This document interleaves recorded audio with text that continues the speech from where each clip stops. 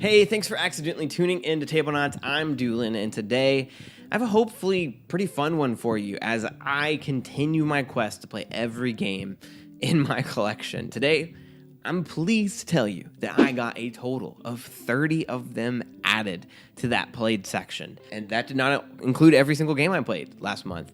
Huge thanks to Max, to Kenny, and to Emily for helping me get a whole bunch more done. Mowers, man. I don't even know if you guys can hear that, but it's like blasting. Like the guy just start mowing while I'm recording. With that though, this could be a really long video, and so instead of it being really long, I think I'm gonna just tell you guys some of my favorite plays. I'm also gonna tell you the additions I had this month, and on top of that, I'm gonna tell you the games I called. So in terms of additions, I have Awkward Guest 2, which we did a whole video on. It was awesome that we got to be sent that. That was huge. This is kind of more laid back. I don't know if you guys are aware of how these monthly videos go, but it's a little bit of a peek behind the curtain for me. It was a very stressful month. There was a lot going on, and on top of that, we also had some incredible games sent our way. Mythwind got sent to us as well, and I wish that every single time I played that game, it could get added to the number of plays, but it only counts as one. I think I played this game 20 times in March. Love Mythwind. And that also accounts for all the times I just ran it back as soon as the season was over, and I counted those different plays because in my mind, those are different plays. And then next up is Expressions by Barnmade Games. Isaac, you are a lovely human being. Thank you so much for sending not only Expressions to us, but next month you guys will see that he sent us a whole other game. But Expressions, we also got played this month, and Max and I and Kenny, I don't know about Kenny. Kenny liked it. I don't think this is necessarily his type of game, but Max and I loved it. Like every single time we've had a game night end, we've considered running this back, and great little card game. Definitely look into that. I got Set a Watch 3, which this is the first on that list that I actually purchased myself. I call it Set a Watch 3. It's actually Set a Watch Forsaken Isles and Set a Watch Doomed Run, which is not only Set a Watch 3, which I'm going to call it that, but also a box that holds everything if you want it. And it also has a campaign mode where you can play all 3 games all together. And I'm so excited about this because Set a Watch is one of my favorite games of all time, and I think this will just make me love this series, I guess, even more. And that's it. That was all. I only purchased one game. I'm doing really well with my purchases because I know that I'm going to have to play them. And funnily enough, I want to talk about that for a second. Isn't it weird that having to play my games makes me buy less? Going on to what is getting called. We're going to go through every game that's going to get called. First up is Dungeons, Dice, and Danger, which I give a 3 out of 5. It's by Alia. It's a roll and write dungeon crawler type game, and I like this. I'm not gonna sit here and say that it's a cull because I hate it. Max had it. He called it to me. I played it with him, and then I've played it since only solo. And as much as I like this game, I feel like I've seen everything. I've played all of the dungeons that are in the base box, which there are only 4, and that might be my biggest gripe with the game, is that there's not a whole lot of variancy inside of the box itself. And so that led to next plays, and specifically this last one that I did, feeling a bit samey to my other plays that I had of this game. And so I said it's time. I made a cool little collage with the all of the written on bits that I had, and I decided it was time. And so that's first up on my cull list. And next up is Cantaloupe 2, which I played through the entirety of in March. And so this was in case you don't know what Cantaloupe is, it's like a point and click adventure-y game. It's funny, I actually have in here keep until finished, and then I finished the game, and so now it's cullable. Unfortunately, it's not really tradable because I've written on things that they don't have extra copies of in the game. And my personal opinion, my rating of this is that it's a 2.5 out of 5. I really liked the first one. I think I gave it a 3.5 out of 5. But this one, there was way too many times I had to consult the back of the book, and even sometimes where like there's this new thing in that they tried to like make the game a little bit more like a board game with this like hacking mini game that you had to do a whole bunch of times, and it just it was okay. And then on top of that, it didn't work as well as the first game did. There weren't as many. Actually, I'm not even sure. There might have been the same amount of locations. It just felt like there wasn't as many locations as the first game, and I just thought the first one was more like well done. I'm gonna try the third one. We'll see how it is. But the second one, not as great as the first one. So it is a cull because out of necessity because it's over, but also it just wasn't that great. So 2.5, not one that I can seriously recommend. But the first one was good. That leads me to Mysterium, and this one's a bit of a cheat to have on my cull list, but I want to talk about it for a second. So Emily and I were to Nashville on this nice little getaway for a weekend, and found a board game cafe that we thought was the best. We played Mysterium, the base game by Libelud, and I give this a 3 out of 5. And for me, it's a good game. I still remember all those times Emily and I used to play this game all the time, especially during the pandemic. It was just a go-to like comfort game for the two of us while we were getting through that together. Since Mysterium Park, it's had me see the flaws in the base game. It's just longer than it needs to be. It's more complicated than it needs to be. It's even easier than Mysterium Park is. And so for me, what I'm doing, because when I played it again, I realized I love the theme of the first one. I love just like the haunted mansion feel of it, as opposed to the haunted carnival that the second game is. But I don't think I'll ever play base Mysterium rules ever again. I'll always play it Mysterium Parkway. And so my goal is to get as much of Mysterium that allows me to play Mysterium with Mysterium's theme into Mysterium Park's box. And I'm going to cull the Mysterium box. Don't need it. Don't really want it. Don't want to play the rule set anymore. And so it's a cull in a sense. I'm still going to have the stuff to be able to play Mysterium's cards with Mysterium Park's rules, but I'm going to be done with Mysterium base game. That leads me, though, to a true cull, which is a very good game. 3.5 out of 5, but it's just time. I don't like the solo, and people don't really like this game as much. And if I'm going to play this type of game with people, I want to play other games. I really do.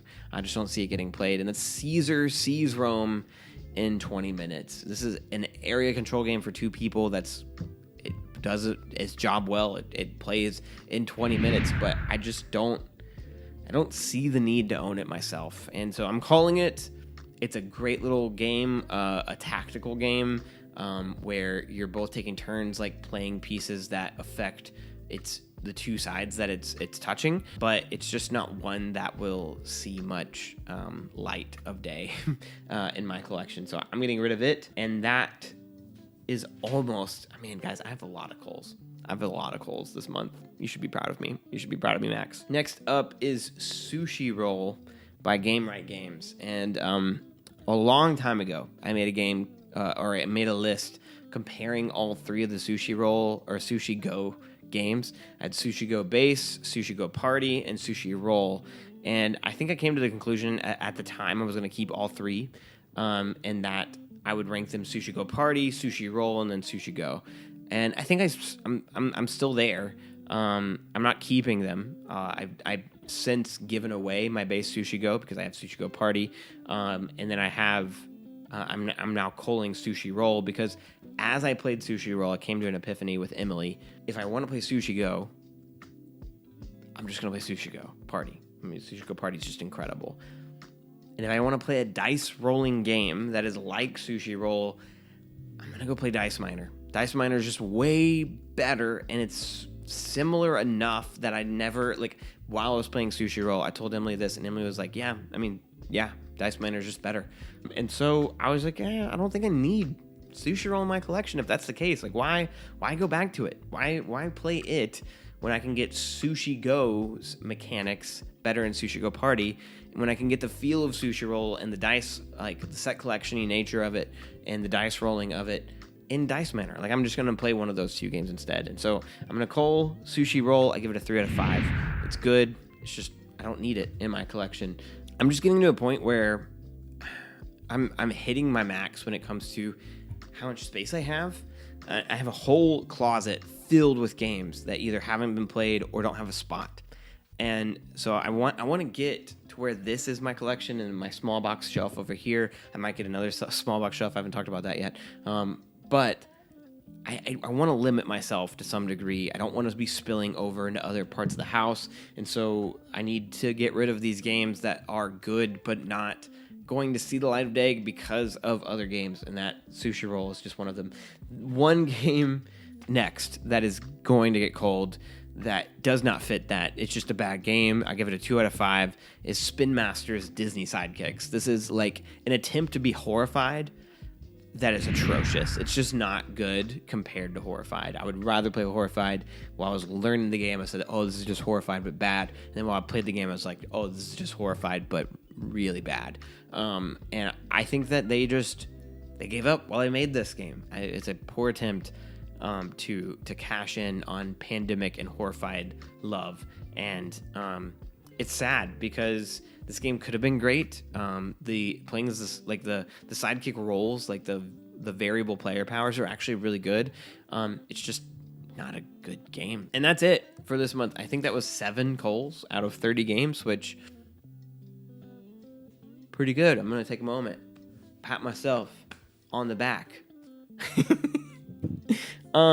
And then now what we're going to do is I'm just going to go very quickly through every single play, give you their rating, and then pause every time I get to one of my favorite 5. Let's go real quick. You guys ready for this? Hold on. We have Tinder Blocks, my 45th played game by Alley Cat. This is a keep.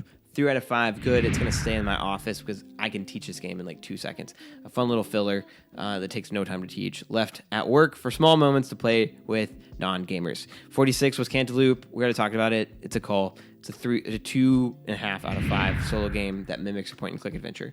Next up is Ticket to Ride, which is by Days of Wonder. It's a keep. This is a 4.5 out of 5 for me. I love playing this game. It is not one of my top 5 that I played this month, but it's a great little set collection and route building game. It's a classic. It works really, really well at low player counts, high player counts. It's just a game that everybody should play at least once. That leads me to my first out of the 5 that I want to talk about really quickly by Alley Cat Games. This is Rome in a Day. And I think my best way to describe this is that it is an I split, you choose King Domino-esque in scoring game, but there's a lot to this little game in terms of the thinkiness and how am I going to hurt the other player while also getting what I want, and how do I make what they want be enticing enough that they take it, but it's also not too good because then they're going to score too much. Like there's a lot to think about in this game. It's a great little game, and I gave it a 4.5 out of 5 as well. But it does hit that top 5. In fact, we're going to give it number 4. We're going to give it number 4. That leads to play number 49, I think, if I'm doing the math correctly, which is Mysterium.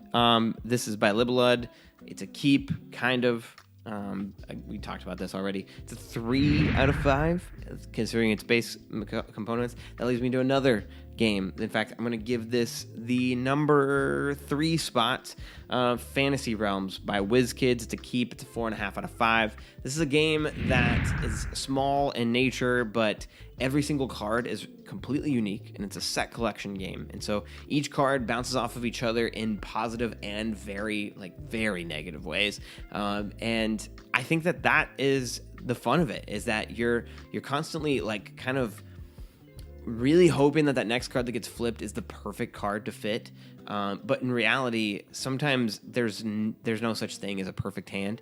And you're just going to have to like get to a point where you're maximizing what you have and just tossing what you can't use. And this is great at higher than 3, but I actually love the 2-player mechanics of this game too. Love this game. We played this while we were in Nashville too and just had a blast. That leads me to Verdant by AEG, flat out. This is an easy keep. We played this while we were in Nashville too, Emily. It was 4 out of 5. This is Emily's favorite of that trilogy, and it's my second favorite in that trilogy. Or really, it's 4 games now, but Calico, Cascadia, Verdant, and now Fit to Print. But Verdant is great. It's like a little more, it's more complex than the first 2 games, but it's so good. And if you like those other 2, Cascadia and Calico, I highly recommend playing Verdant. That leads me to number 52, which is Awkward Guess 2. This is by Megacorp Games. We got sent this. We have a whole review on it. I'm not going to talk about it too much, but this is a 4 out of 5 keep for me. Mythwind. Mythwind is number 5 when it comes to my games played out of 30 games played this month. By Open Owl Studios, this is a keep. It's a 4.5 out of 5. It's a campaign.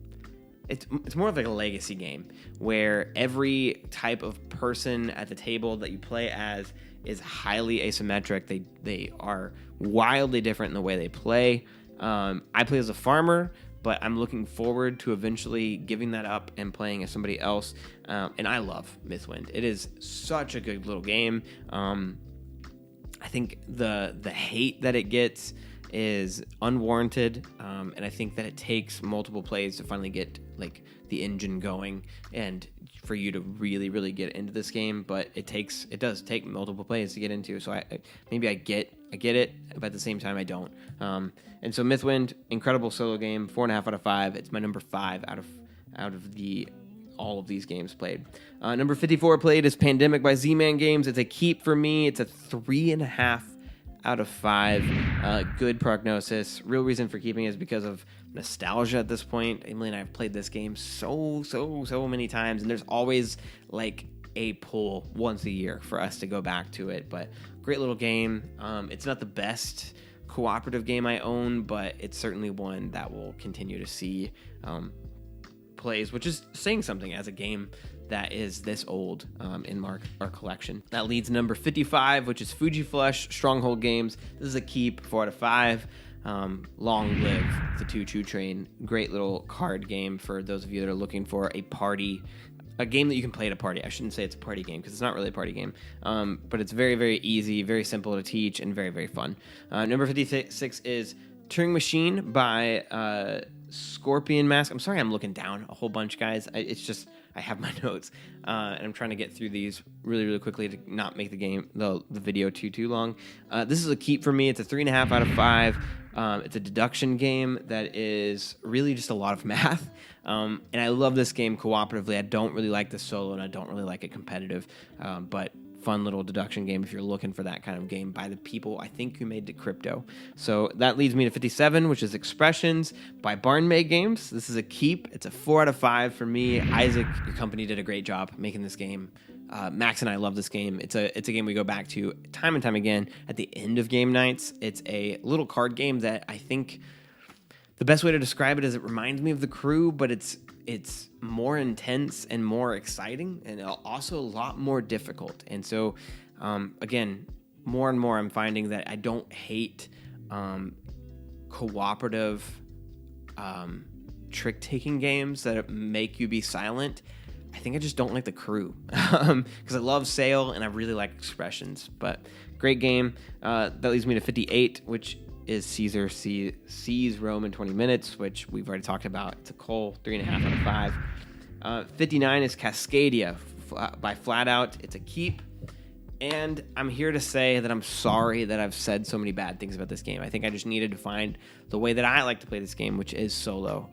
It's a 4 out of 5. It's a great little puzzle. The back of the book has, or the back of the rule book has an awesome like solo mode rule set and like almost little legacy like campaign game that you can go through. But I really like Cascadia. I'm sorry how many times I've badmouthed it. It's still my third favorite out of the 3. I'm not sure where Fit to Print really fits in there yet, but I would rank them Cascadia, then Verdant, then Calico, or sorry. Wow. Whoa. What have I done? Cascadia is last. So let's get that hand down there. Then Verdant, then Calico. But anyway, I would still give it a 4 out of 5. It's great. Fun little tiling game. Number 60 is Truffle Shuffle by AEG. This is just cute rummy in AEG's small box game. And so if you like rummy, you're going to like this. And if you like cuteness and you like rummy, you're really going to like this. And it's a keep for us because we don't play base rummy really, but we like Truffle Shuffle. So it's 3 out of 5. It's good. That leads me to number 1 of all of the plays, which shouldn't be too much of a surprise. But this is a 5 out of 5. It's the only 5 out of 5 I gave this month. And that is Calico by Flat Out Games. Love this game. Love this so much. Emily and I clearly, we were just on a flat out kick because we got through all 3 of those, that trilogy this month. But Calico has always been my favorite. It's simple, yet at the same time crunchy in the way you have to give up on certain things in order to go after other patterns. And there's even a bit of luck to the game, but it's exciting at the same time where you're waiting and then you're holding your breath as the right tile comes out and you hope that the other player doesn't take it. But Calico is great. And then that leads to Sushi Roll by Game Right. This is a cull for me. We already talked about it. It's 3 out of 5. And then the last 3 Disney Sidekicks, Spin Master Games, it's a cull, 2 out of 5. Ugh, get it out of here. 64 is number 2. And this is Colorado by Rio Grande Games. Ever since I learned this game with Jeff and Jamie and Emily in Canada, I have played it with so many different groups of people, and every time I've come away thinking there's something special about this little card game that is simply trying to get groups of colors and leave the rest for everybody else. By the end, it gets really, really hate drafty and very fun. And I love it. It's 4.5 out of 5 for me, teetering on 5 out of 5. But Colorado's great. Play was number 65, which is Castle Party by DeVere Games. This is a keep. It's a 4 out of 5. Great little tile placement roll and write game. And it's very cute, very fun. I'm looking forward to getting this played with Max. I think that he will actually adore the theme of it, but it's a keep for me. Next up is Naturopolis. Naturopolis is my favorite of all of the Button Shy games. It's a fun little tile laying card-based game with a ton of variability because on the back of all of the cards are the scoring conditions that you can use for each game, and I've never had a game play out similarly than the rest because those variable scoring conditions change every single time. And love it. Love the theme. Great little game. And I would give it a 4 out of 5. Yeah, 4 out of 5 for Naturopolis. That leads me to Point Salad by AEG. We're really close to the end. Point Salad is a point salad game. Yeah, pretty much. Yeah, I know that gives you so many things, but it really is it's just a drafting set collection game that's very pure in the way it plays. You can either draft 2 vegetables or you can draft a scoring card, which if you just draft vegetables, you're going to have no way to score points. And if you just draft scoring cards, you're not going to have any vegetables to help you score points. So you have to create that balance, and you're also going to make sure the other player doesn't get what they want. And so very, very fun little game that Emily and I love to go back to, even though she beats me every single time. And then that leads me to what I believe are the last 3. Codenames Duet, which I give a 3.5 out of 5. I used to think it was the better version, but I've since changed on that because the team play of Codenames is just really, really fun. But Codenames Duet is great because you get to play Codenames, but get to play it cooperatively with one other person, and on top of that, get to be both the clue giver and the clue guesser. So I give it a 4 out of 5. Love Codenames Duet. You won't find it anywhere near my top 100 games because Codenames and Codenames Duet I kind of just lay together and I pick the best of the 2, and so Codenames is on there. But Codenames Duet, great. That leads me to also Star Wars Unlimited, which is a trading card game that I would say is just Lorcana but better. And I give it, for now, after 5 I think plays, a 4 out of 5. Great little game, fun little fun trading card game. I hate that I'm saying that it's better than Lorcana, because I dove deep when it came to Lorcana at first last year, and now I think that I'm just going to switch to Team Star Wars Unlimited, and that might just be a whole other video that we need to make. We don't have enough time to talk about that. And that leads me to what I think is the last game. Yes, it is the last game on this list, and that is Herbaceous. And Herbaceous is this card game that is, again, about set collection, but it's very unique in the way it plays, because throughout the game you're going to have instances to where you can just decide to score things. You have 4 ways to score things, and you have to play those by the end of the game. Whenever you score things, you can pull a card from, or cards from your pool, and also cards from the shared pool. And what's interesting about this and the way it plays is that it honestly reminds me a bit of Biblios, where you're going to be drafting cards and giving a card to yourself, giving a card to the middle, and then also giving a card to the other players. It's just very thinky. And I think once I play this with like Max and Kenny, like they're gonna really like it. But that is it for March. I think I didn't leave any off. I'm looking forward to next month. I'm already like, I think 8 or 9 plays in, and I'm filming this on the 11th, I think, of April. And so I'm hoping that this one will put me even further ahead of where I need to be. But thank you guys so much for watching. If you've gotten this far, clearly you care at least about board games, if not about us too. And so what you should do is make sure that you're also on our Discord, where you can talk to us and talk to other people who love board games as much as you do, hopefully. And then on top of that, you should be listening to our podcast, because we actually are a group of about 5 of us that continually talk about movies and board games on there. And so go listen to them on Spotify, and we hope that you'll continue to interact with us. If you guys like this, please like the video and subscribe. It really does help. I mean, I know that everybody says that, but it really does. You have no idea how much that means to us and keeps us going even, but it does help push our video through the YouTube gods and the algorithms that decide everything on behalf of us. So let us know if you like this, what games you did like, what games you thought I shouldn't have culled, what should I have culled, and we'll see you next time.